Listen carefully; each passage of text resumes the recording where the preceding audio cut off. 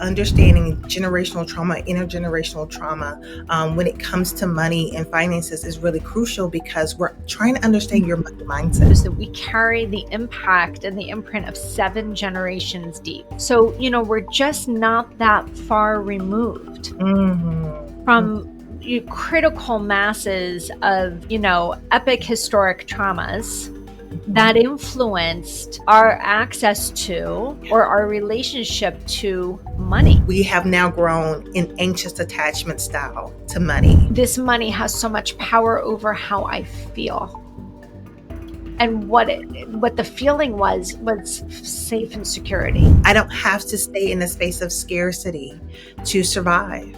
I did what I needed to do, and I can forgive myself for doing what I needed to do to survive that moment.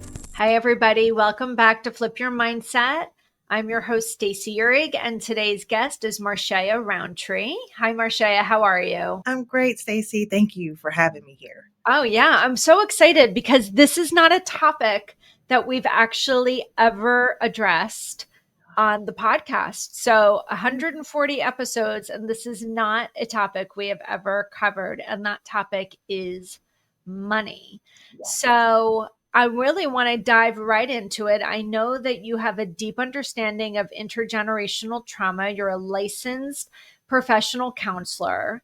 I'm wondering if you can talk about why it's important for us to understand intergenerational trauma and its impact on our relationship with money. Absolutely. So what we kind of know when it comes to the transference of trauma through research, through epigenetics, is that it is passed down from one generation to another. This is how we learn in the world about, a lot of the things that are happening, right?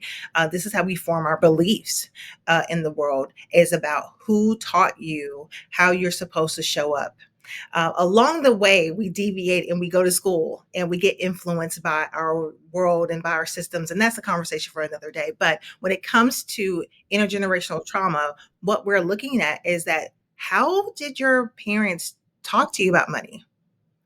How did they treat finances? Was this an open conversation? Was there a lot of strain and tension in the household when it came to finances? And how are you now showing up as a result of that? Do you find yourself avoiding your finances? Do you find yourself being very anxious about your finances? And so this is why understanding generational trauma, intergenerational trauma, when it comes to money and finances is really crucial because we're trying to understand your money mindset. Yeah. And alleviate that.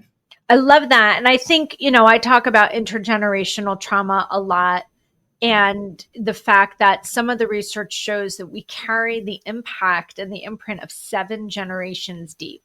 So, we're just not that far removed from critical masses of, epic historic traumas that influenced our access to or our relationship to money.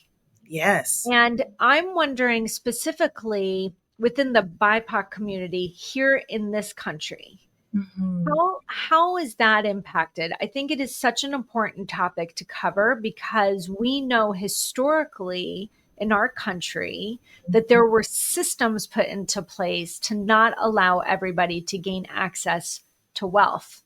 Yes. So how does that play into all of this specifically for the BIPOC community?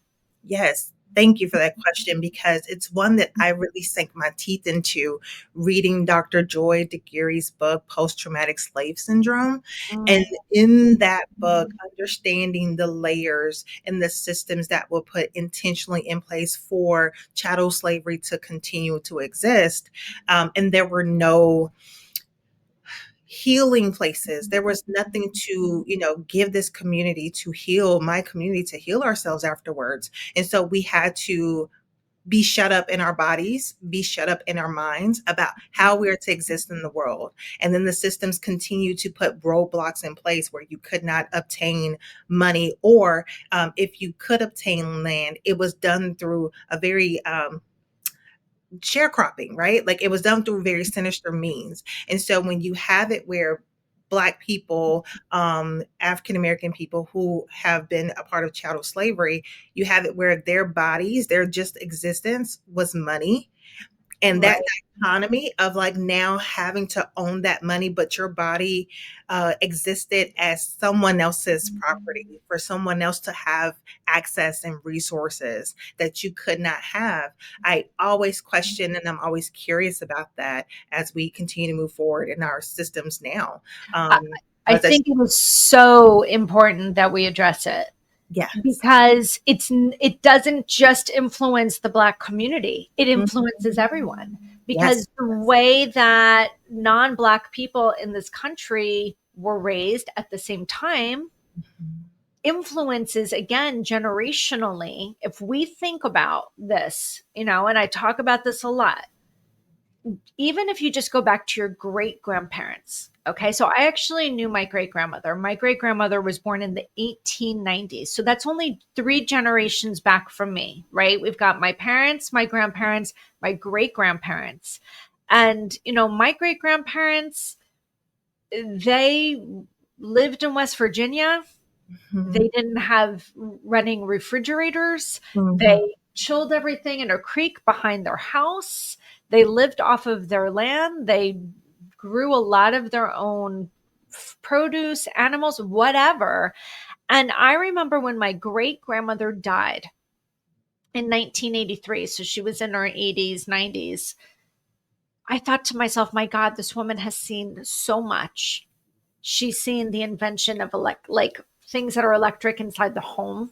She's been through 2 world wars. She's watched the, abundance of cars, telephones, TV, like all these things that we just took for granted.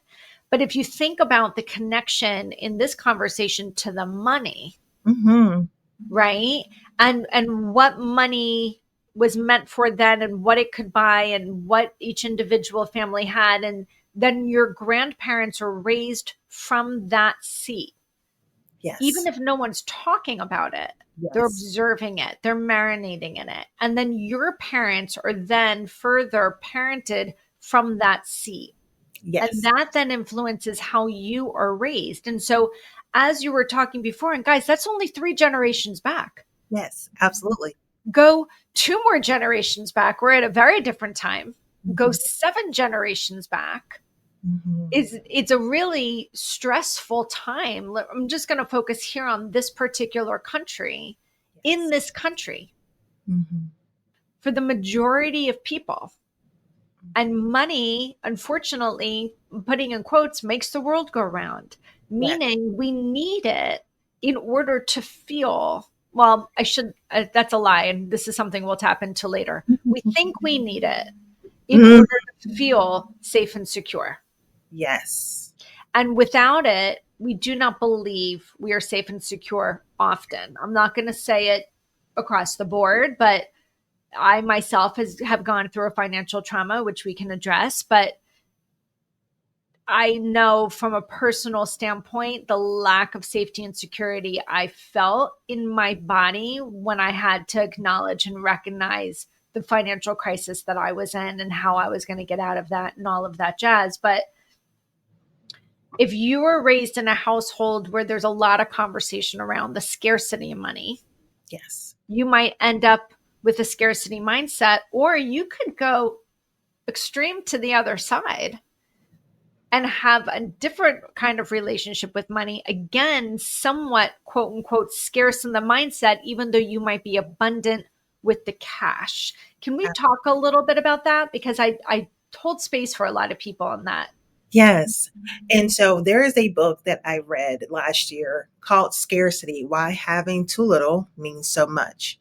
And in this book, the research showed that they went to abstract poverty, so parts of India, where there was abstract poverty that was prevalent in the cities and in the rural areas, and they actually gave individuals money so that they could be abundant. They gave them access, money, and resources for their country so that they could be abundant. What they found was in a year's time, these people were further in debt.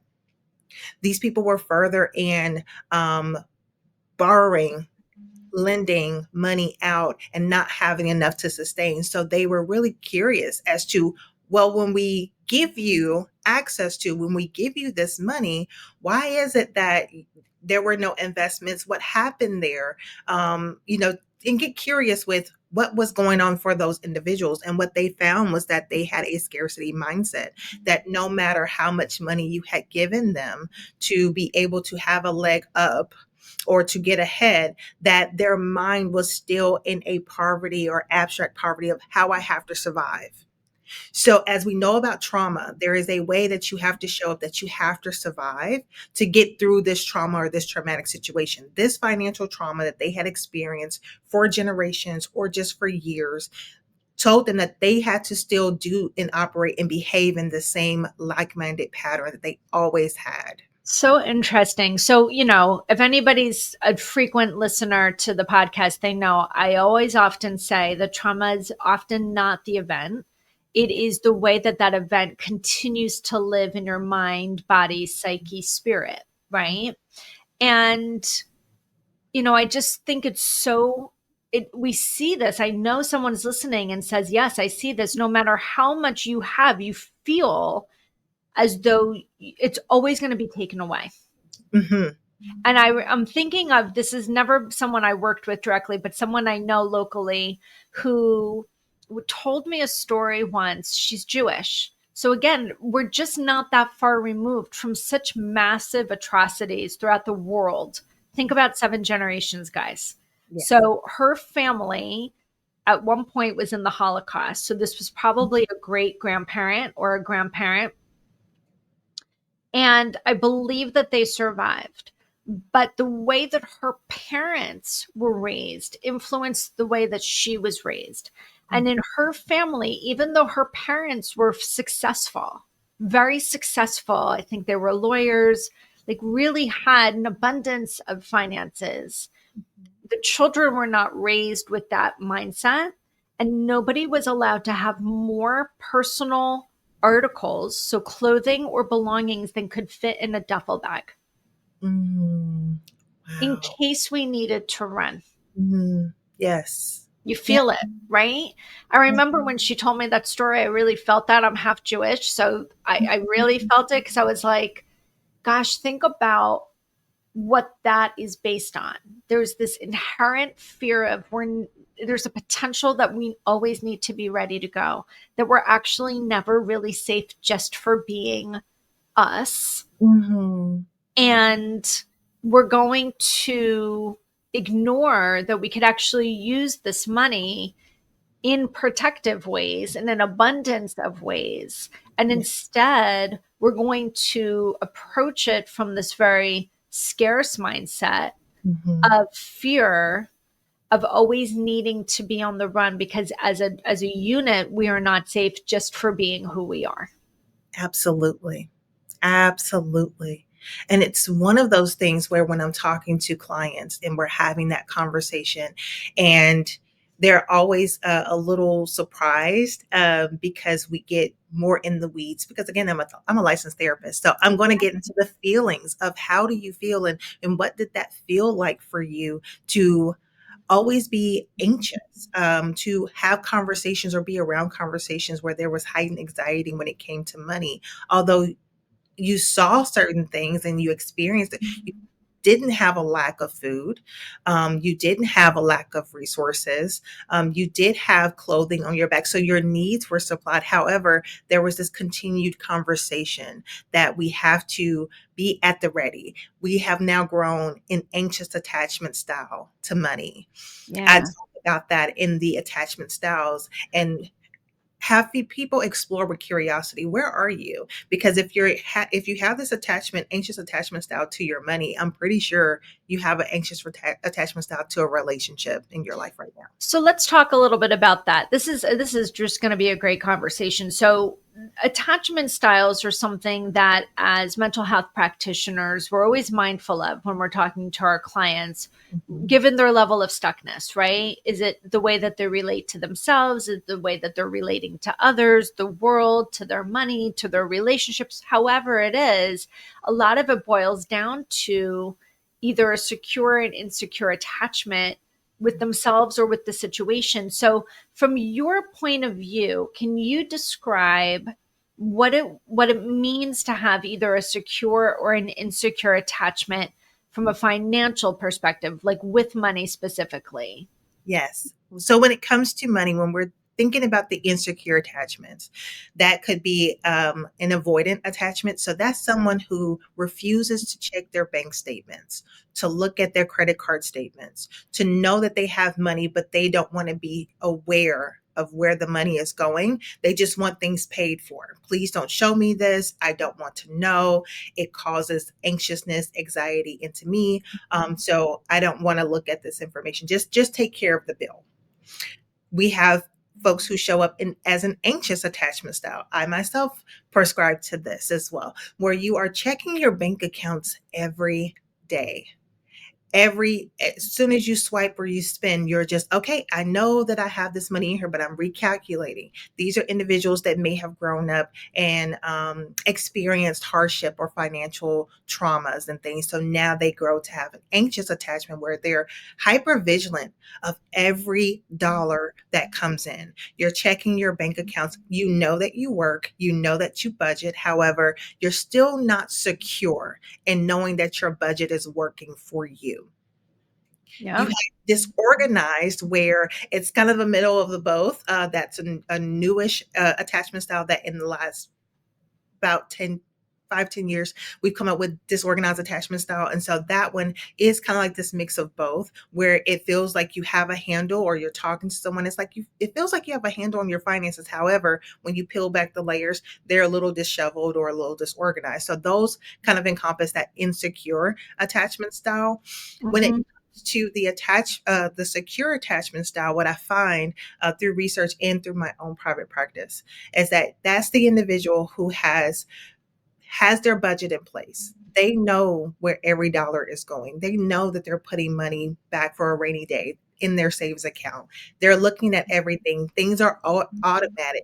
They're not letting it go by where they're not checking their accounts, but they can feel confident within themselves. Like, okay, I know that this is the mortgage payment. I know that this is where my savings go. I know that there's still some budgeted within myself for personal items, right? The things that you're going to love, or the things that you need for that month, and I feel okay about that. And I don't have upheavals, or even if there are challenges that come in, I have already planned and budgeted for those challenges Mm. that come in. You just described my husband to a T.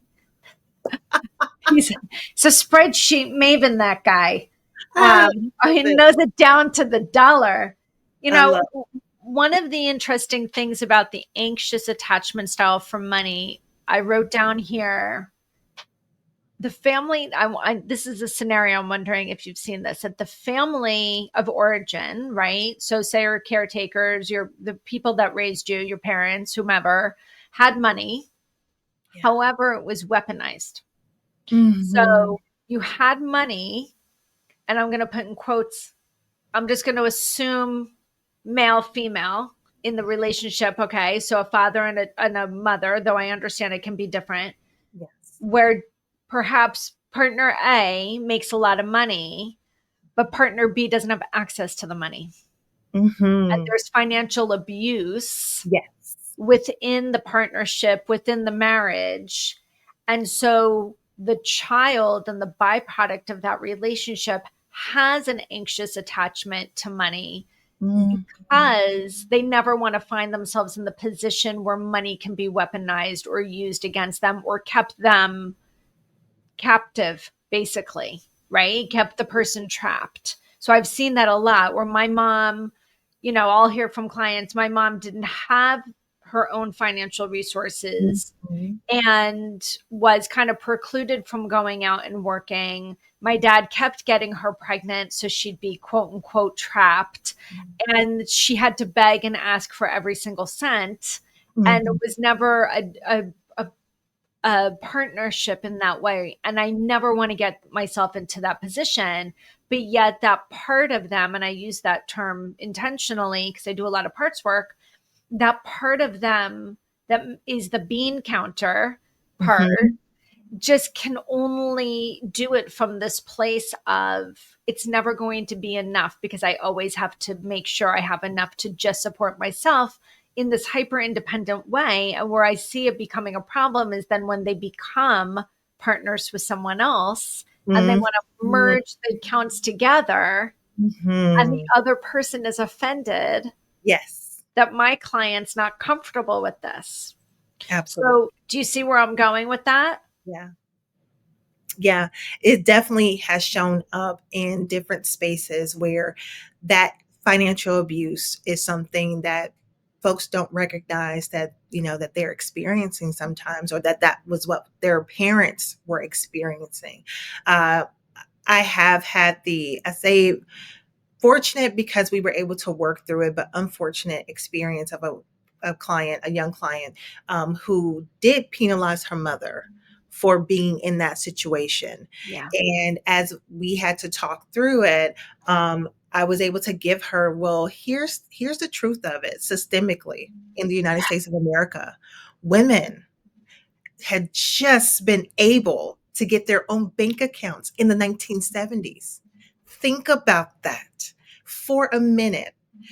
And the angst or the punishment that you have for your mother being the young woman that you are now, and you can't imagine, but that was her life. Right. That's what we had to do to survive, was to be barefoot and pregnant. We did not have access to a lot of things as women. And so we're just now being able to have this for ourselves. And so I do a lot of that work where we're going back and I'm just like, hey, with this information now that you have, recognizing what was going on with, again, hetero relationship, Yeah. mother, father, that we have to call the thing a thing. And I know it hurts, but your father was participating in some financial abuse there. Yeah. I mean, girl, this conversation could go in a lot of different directions. This is really fascinating because the other thing that I see often and then I want to get into some other questions, is people who feel insecure within themselves Yes. and utilize money to fill the void. Mm-hmm. I definitely have had that experience. I did a group therapy with, I am the assistant clinical director at Agnes Scott College, and appreciate that they allow me to be able to, with my this new way of thinking about mental health stress from a holistic perspective, integrate it into like with the finances. And so I've been able to do group therapy with the students there. And so I thought it was really interesting that a young lady had come in and explained that, for her, the relationships between her and her siblings were strained. And she found herself, hey, let's go out. I'm going to pay for us to go out to eat. I'm going to pay for us to, have these things. Oh, you need something from me. I'm just paying, paying, paying, paying. And what we realized through a few weeks of analyzing her behaviors was just that you're paying for this relationship. And so, what does that look like and feel like to you to understand that this is what's happening right now? And how, if this is important to you, we don't have to leave it out. It goes into the budget your brother and your sister in there if this is important to you. But what we also get to look at in this really curious way is, what is this relationship? Because this relationship is important to you. And so, how do we strengthen this relationship where it's not just about your finances and what you can give? And what about you that feels like this is the best quality of you to give to this relationship is money? We So can understand. interesting to me, the level of power that money has. I Yeah. mean, really, let's just sit with that for a second. Every single person listening, Mhm. there's so much power to money. People feel trapped in situations, work situations, marriages, partnerships, how Mhm. they show up in their family systems Mhm. for fear of, I'm going to put in quotes, being cut off. Yes. Okay. So when I talk about money being weaponized, there's an inherent understanding of the value. And I don't even think it's a value. I just think it's a power that money has over people. Mhm. And it is so deeply rooted. This is why I love this conversation about the intergenerational trauma, because there's so many different reasons why Yes. somebody has a complicated relationship with money. Yes. Whether they don't have enough of it, whether they have more than enough, but they feel like they never have enough, how it influences their relationships, professionally, personally. It is so ever present everywhere. Mhm.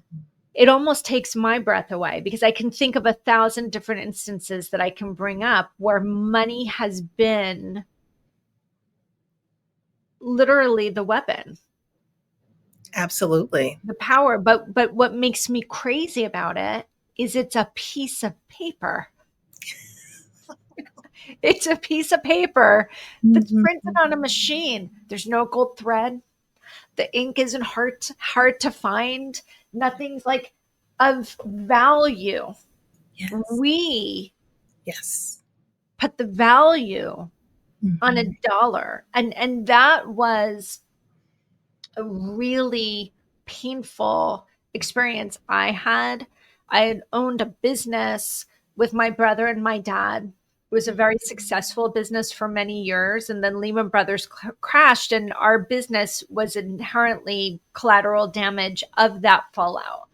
And it was kind of like a 3-year death spiral where we were just like holding on and seeing if we could like turn the tables and write it back. But it was such a devastating blow when Lehman Brothers closed that it was a catastrophe for our business. And we just weren't in acceptance mode early enough on that.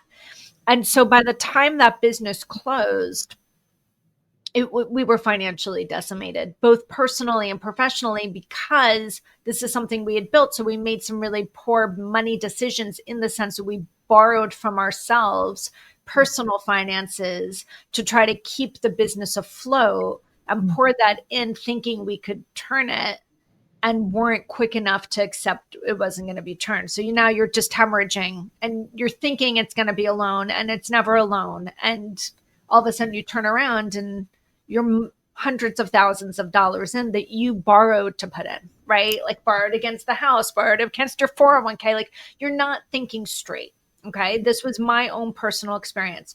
So by the time we finally said mercy, there was nothing left to lean back on.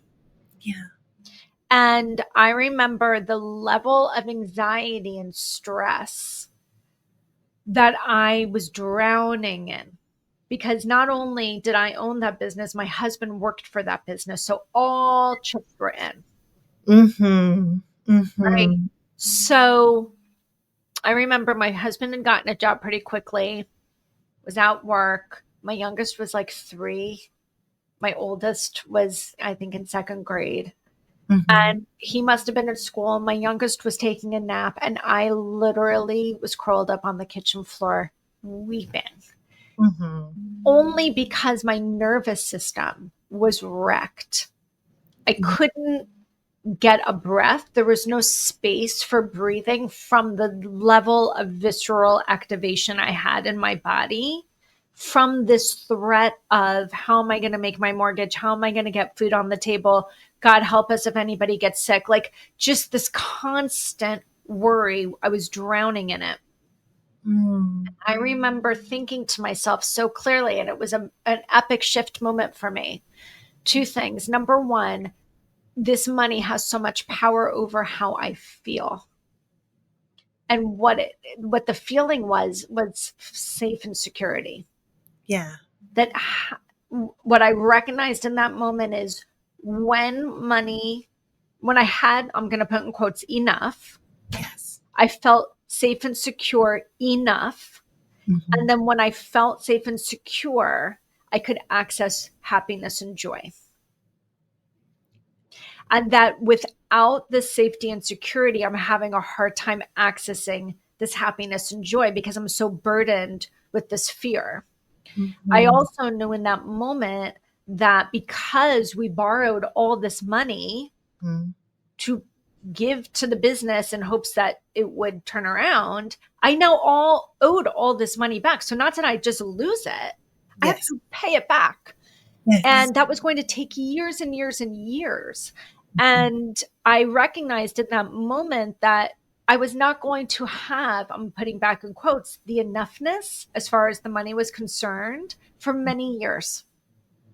And I was not willing to not feel safe and secure. And I was not willing to not have access and joy for that Mhm. period of time. So I had to dig so deep Yes. to say, what is it in my life that actually also leaves me feeling safe and secure? So Mhm. I don't feel burdened, because when I'm burdened, all those different parts of me are so armored up, I can't access myself. And that's where my joy and my happiness is. The same time, I recognized it's just a fucking piece of paper.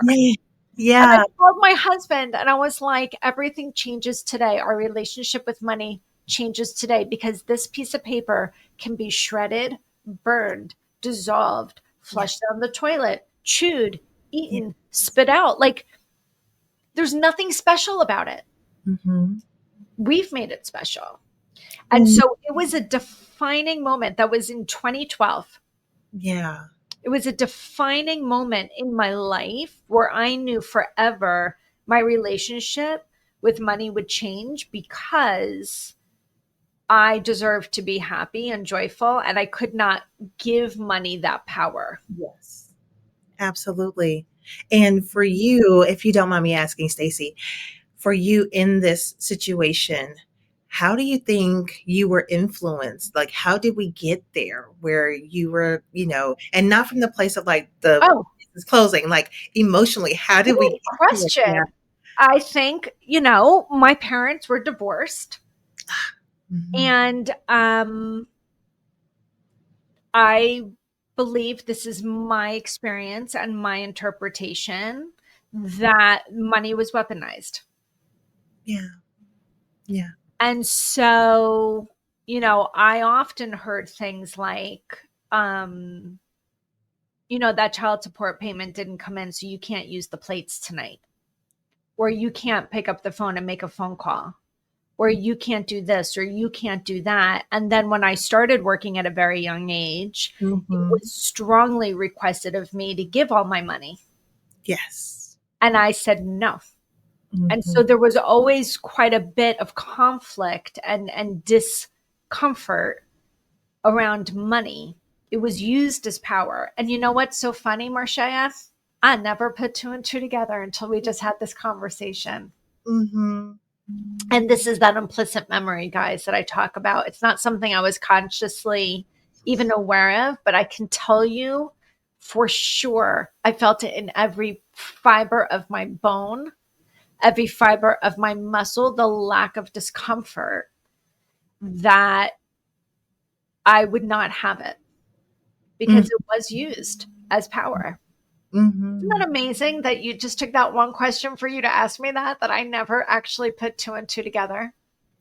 And it's such with the curious heart that I always Absolutely. do, you know, with gentle hands and gentle heart to ask Mhm. these questions because I know that they don't spring up just by happenstance because you are now an adult, because we are now 18 Yeah. in America, that now we're supposed to know how to operate with finances. It comes from a place and it has Yeah. roots, and sometimes we have to sit with, ourselves, and like you said, just talk it out and that we uncover that root and say, oh, this is why it was so powerful to me.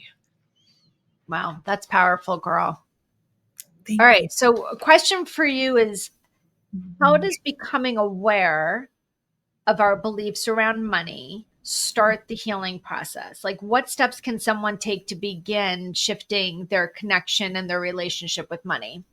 Absolutely. First, I always like to say, let's present with honesty. Let's be as honest as you can with no judgment. And I know that's hard because we're always judging things here at least in the And United States. when you say it's self judgment, It is. It is a lot of right? self-judgment and being very critical of yourself because you're not at a place of education or financial literacy, right? So we're Right. going to knock that off the table and we're going to come to it with honesty about where you are and what you do know and understand versus some things, write those things down that you don't understand and know. And so from there, having having that self-awareness of where I have opportunities to grow, if that's something that I'm interested in or I want to do, I can go out and look for, those resources. I can go out and Google, YouTube, those resources, connect with myself so that I uncover that. But I like to start with the awareness of honesty first, being honest about your story and how you got here. Mm. Well, awareness is the stepping stone for me for all of my clients. I had a client just right before this podcast recording, and I had recommended that he read The Body Keeps the Score. And he goes, "Why exactly did you want me to read that book?" And I said, "Because I think that you're at a point in your healing where gaining a deeper awareness of Yeah. why and how your body and your mind and your brain are working from a place of a lack of security and safety." And I Yes. think he's going to explain this in this book.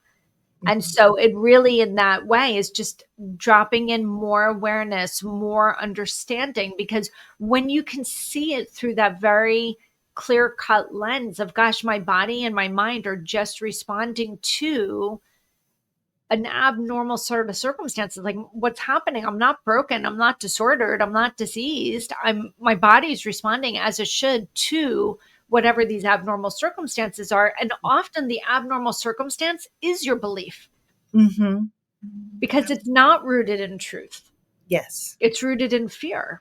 Absolutely. Absolutely. And like you said, if we come from a place where with intergenerational trauma, and what I know, because I tell people all the time, I'm so grateful that in my undergrad, I took an anthropology course. Yeah.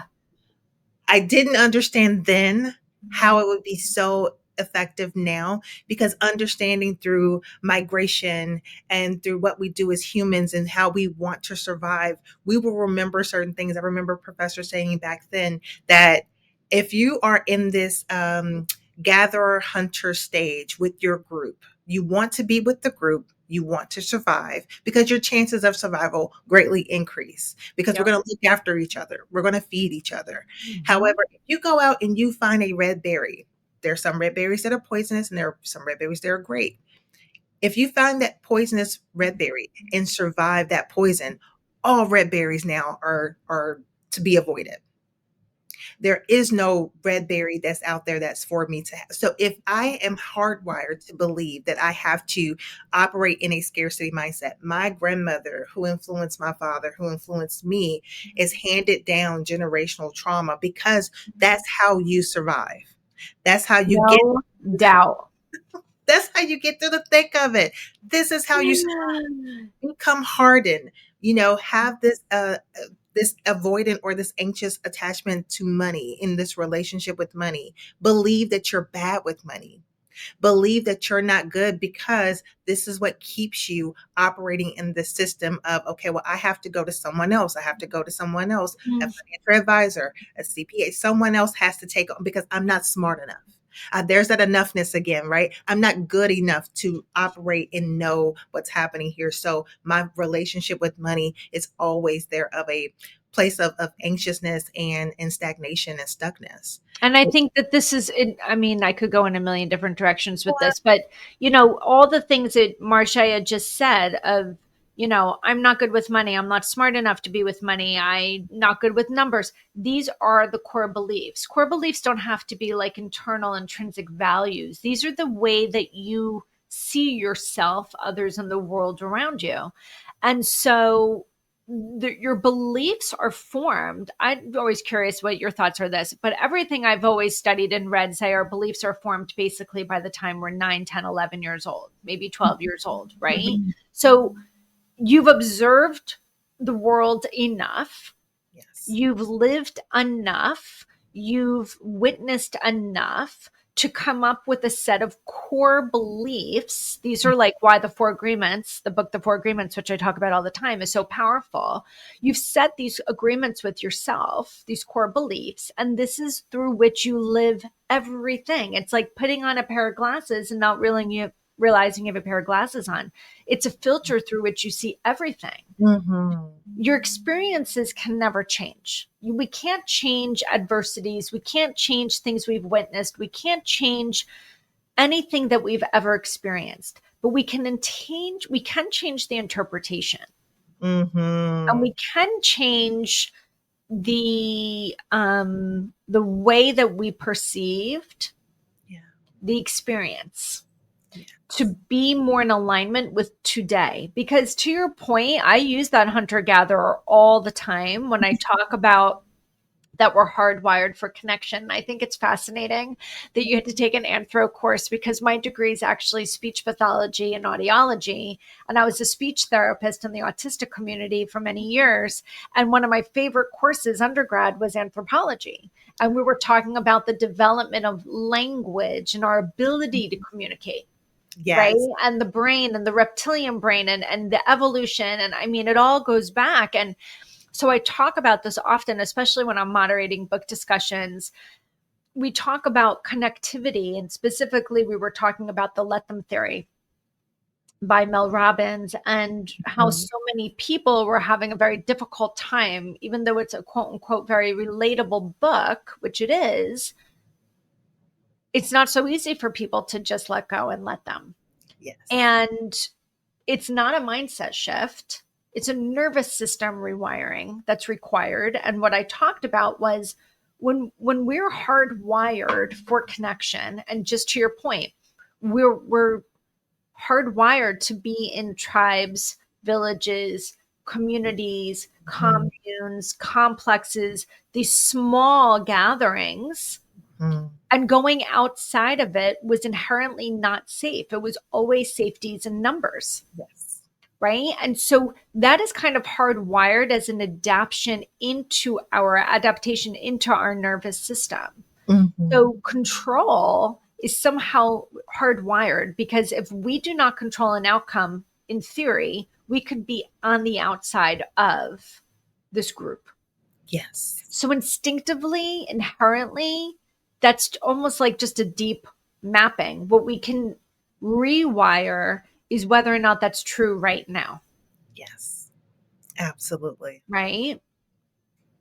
Absolutely. And I think that that part of understanding and remapping for us when it comes to the financial lens and how it shows up is that part of understanding that I am going to make a stand, as you said earlier in your story, telling your story, that I'm going to make a stance to say that I'm going to shift my mindset. And Yeah. I'm going to start there. I know the situation I'm in. I'm honest about the situation I'm in. And I'm going to put things in place to first forgive myself. That was a tough one, Yeah, but I had to do it. yes. I know for myself and being in certain, situations, but understanding again what I was given, the gifts I was given of resiliency from my family of origin was so that I could survive. And so Mhm. operating in this place of survival with my finances and moving here to Atlanta, this was a new experience for me. And I had felt like I had made some wrong choices, right? Financially. And I was in a space where I was like, okay, this didn't pan out for me. I'm no longer here. And I've screwed the pooch. I've done something horrible and I cannot recover from. So that was the first lie I kept telling myself I can't recover from. Well, this is what I was going to ask you. What are the most common core beliefs, quote unquote, lies that we hear? So, one is, I can't recover from this mistake. I'll never recover from this. I'll I'll never be recover. financially ruined. I am financially ruined. And this is only for the moment. We have to recognize that, yes, there are some choices and decisions, and this may not have panned out the way that you wanted it to. However, we do have the ability to change. We have that ability to look at our circumstances and say, okay, how do I make those changes? How do I put those changes in place? The other one we talked about earlier is that I'm bad with money, Yeah. and believing that, I'm not good at math.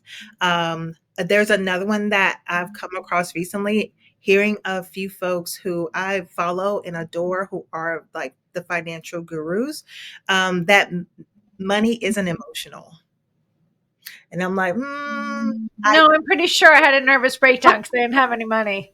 That was all. That was all emotion. That emotion was fear. because we want to put money into this nice package, again, control, that Right. is not an emotional um thing. I'm not doing this from an emotional place. I'm very logical, and I'm like, but we have emotions all the time, and that's okay. Recognizing that there is this linkage between your finances and your emotions is not this horrible thing that we try to make it out to be. It's an understanding, why are you operating this way with your finances? Why are we operating and doing this thing, you know? Yeah. So I have an interesting story, and I'm Mhm. sure that you've seen this, and I'd love to address it. So I started working with a client many years ago. She was young, and she grew up in poverty. African American, grew up in poverty, and had never experienced abundance in any way, shape, or form from a financial perspective. And when we first started working together, she had a great job.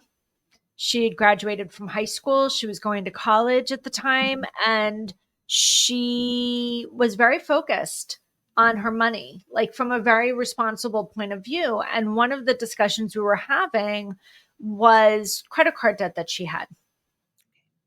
And to be honest, it really wasn't huge. It was well under $1,000. I'm going to say it was maybe $500-$600. For her was a lot of money, but it wasn't insurmountable even for her. Yeah. And so what I started talking about was how she was addressing the debt. And she told me, and she was confused because she was making minimum payments every single month, and yet the number was never going down. And nobody had ever educated her that that was never going to work, Yeah. and that that was designed to not work. Yes.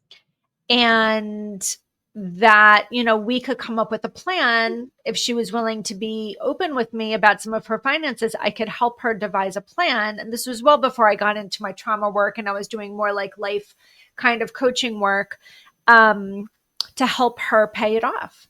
And her response was this: pay it off? You mean it's supposed to be paid off? Like, I've never met anybody. Most people just default because this is what she was raised around. Yes. She'd never met anybody that ever made more than a minimum payment. She'd never met anybody that hadn't defaulted. And she didn't know that you could actually just pay it off in full. And it was such an eye-opening moment. And so we started talking about a plan, and I just said to her, when you come back next week, let's just review like how much you're making, how much is this bill, how much is that bill, and we'll just start like seeing how we can start to chip away at it. She comes back the next session, it's paid off.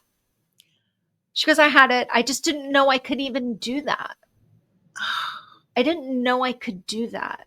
And Yes. thank you for telling me that that option was available to me, because who was going to tell her? The credit card company? They don't want her to pay it off. Yes, of course Right. But not. here's the interesting thing. As you can see from that story, she wanted to be responsible with her money. She wanted to be responsible with breaking the cycle. She was very focused on breaking generations upon generations upon generations of cycles of incarceration, of single parenting, of everything you can think of in the usual suspects of the family. And as she was breaking away, and we'll use the finances as an example, and she was becoming self-sustaining, and she got herself an apartment, and she, knew how to utilize the services available to her, and she's saving money and not carrying debt. The level of shame that other people Yes. want to place on her. You think you're better than me? Yes. You think you're all that? Mhm. Can I borrow money? She Mhm. learns how to set a boundary, and she says no. And then Yeah. they shame her for that. Yeah. So this is a whole other side Yes. of money and the trauma, because now the feeling is, well, are you only coming to me for money? And are you only coming to me because I've been responsible for this? And now you want to shame me, when the answer is no. Because Yes. what she's saying is, I'm no different than you. I Yes. was raised in the same environment as you. I've Mhm. made the conscious decision to do it differently, and I've harnessed the resources to learn how to do it differently. Yes. So, how do you handle that? How do Mhm. you help people? Because the constant conversation we're having is she's just so proud of herself for sticking with her boundaries. But the harder the boundaries she puts up because she's required to, the more they're trying to push down the boundary. And then Mhm. that creates a conflict within the actual relationship. Yes. Yes. I do believe, and I know you may be familiar with this, of systems work, of how with one person, you are a part of this system that has been going on. And as you start to change, you influence and change the system. It's not easy. It's No. definitely not easy, especially when we're talking about money shame and how we use it as a tool to build relationships or to just manipulate the other person, is to shame them into becoming submissive so that we can have this relationship on my terms and the way that I want them. And like you said, to encourage her to continue in this way of feeling proud of herself and to have those boundaries. And again, let's communicate, let me tell you, like, my story isn't easy. It's one that's just the same as yours. But I just chose to believe that I could do it and have a different belief system within myself. But it's one that is not any different from your own. If that's something that you choose and want to have for yourself, I think it's important to address the money shame because it shows up in so many different facets, especially when we're talking about relationship. One of them being in the church and how Yes. tithing and you're not tithing to a certain degree, there is a level of shame. I don't want to say, not tithe people. Okay. I don't want to say that. I definitely want to encourage what you are comfortable with. However, there is a language and there's usage of a language there of having shame around money and how you can have this relationship with God or not have this relationship with God or your higher being with because you're not giving over financially to this institution. And so, what that comes with, and how you have to go within and recognize for yourself, how do I want to show up in the world? How do I want to have experiences in the world that align with me so that I'm getting, what I want out of this life? Is there anything more complicated than money? Yes. I mean, Mhm. Mhm. like just in this conversation, we're watching how this, and again, I get back to this, and Yeah. someone tell me I'm wrong, just prove me I'm wrong. It's just a piece of paper Mhm. with ink Mhm. that's Yes. run on a press, and the government can choose to run as little or much of it as it wants. But Yes. we give it so Mhm. much power I over ourselves. I love to ask this question to clients, and especially in my group counseling when we got started. I love to ask the question of, if you had $1,000,000, what would you do? What would be the things that you would do with your $1,000,000? And I remember one of my clients told me, I definitely would do a little bit for myself. I have some student loan debt I want to get rid of. She said, but my mom is in a home that, is kind of old and ragged. And I want to get her into a nice home. She has a nice car that she wants to have.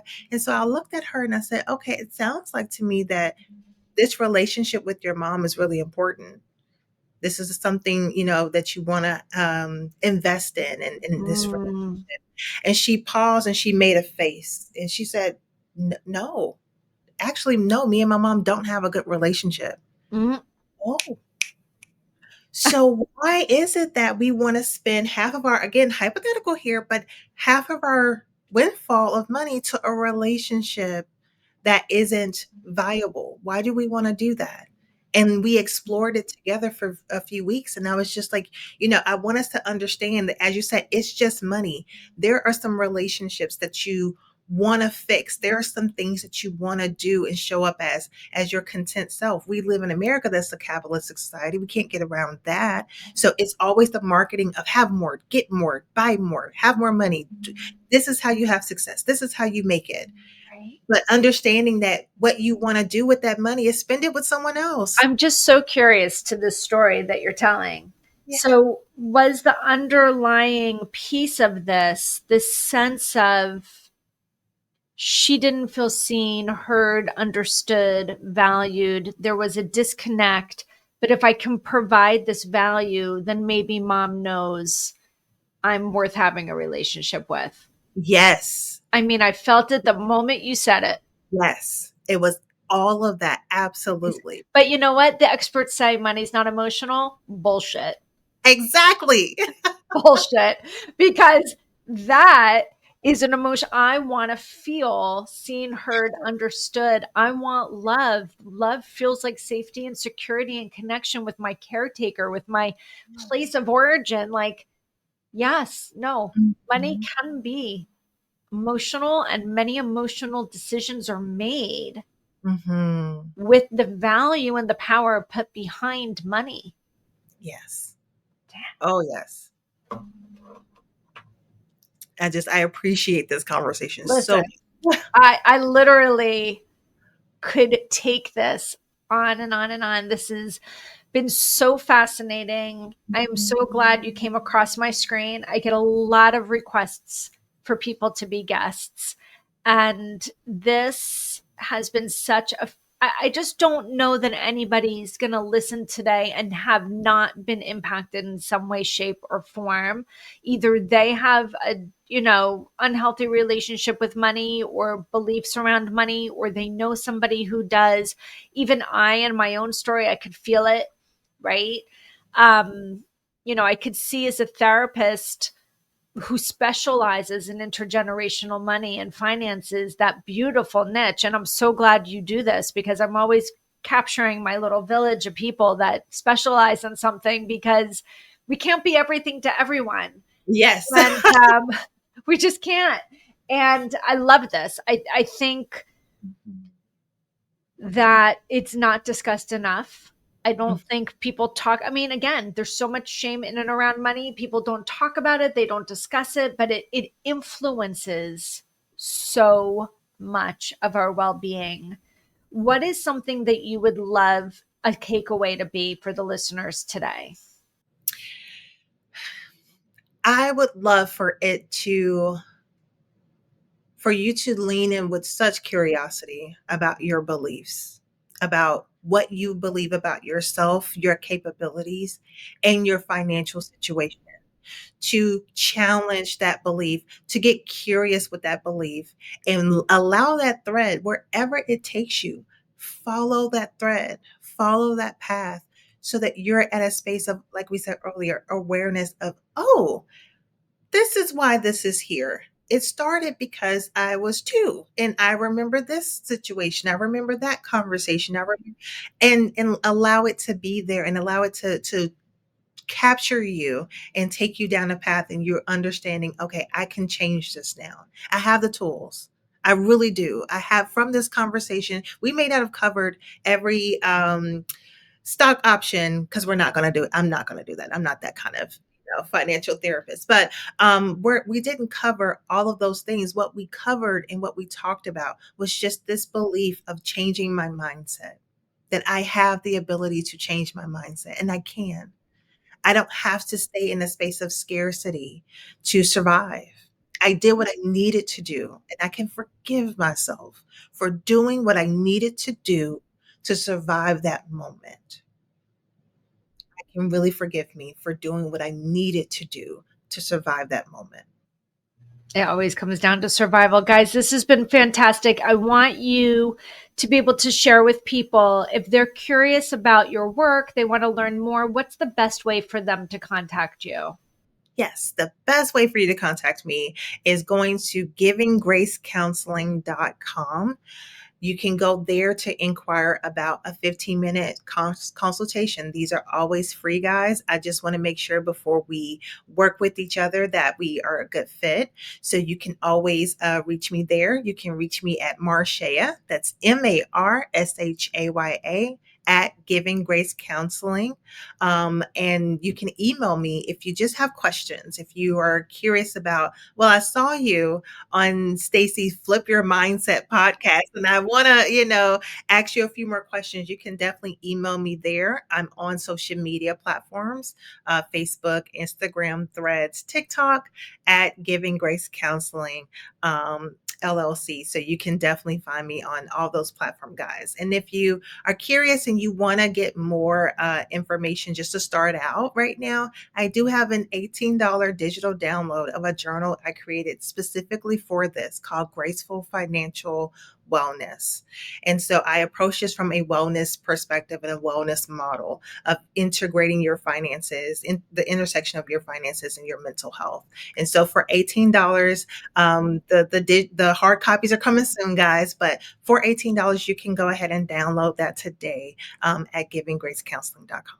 That's amazing, guys. I hope everybody has appreciated this conversation with Marshaya Rountree as I have. Again, it's givinggracecounseling.com. At Instagram, it's Giving Grace Counseling.